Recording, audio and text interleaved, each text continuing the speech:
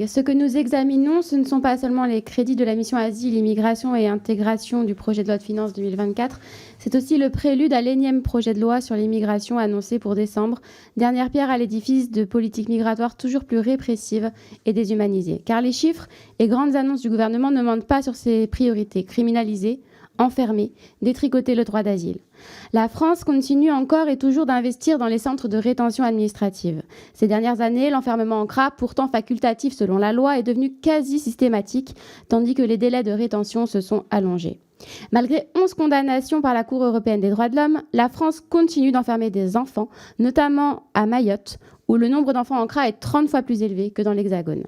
Pendant ce temps, le droit d'asile, pourtant fondamental, reste sous-financé. Selon le bleu budgétaire, seuls 59% des demandeurs d'asile ont reçu un hébergement en 2023.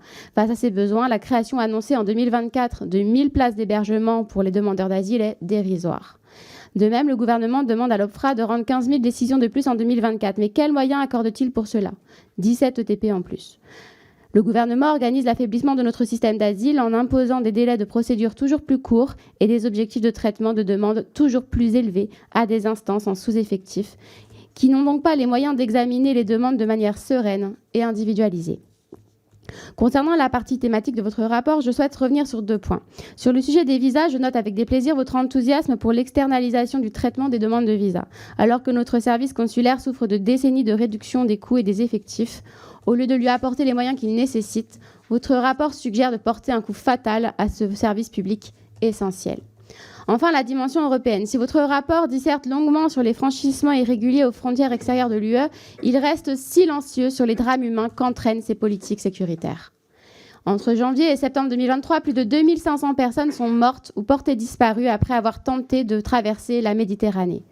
Votre rapport revient également sur l'accord entre l'UE et la Tunisie, mais ne mentionne pas une seule fois les discours haineux envers les migrants du président autocrate Kais Saïed, ni les violences et transferts forcés de centaines de personnes dans le désert à la frontière libyenne.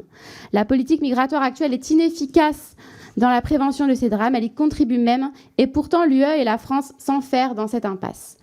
Vous l'aurez compris, le groupe LFI-NUPES rejette ces crédits qui consacrent et renforcent des politiques toujours plus sécuritaires, inhumaines et inefficaces.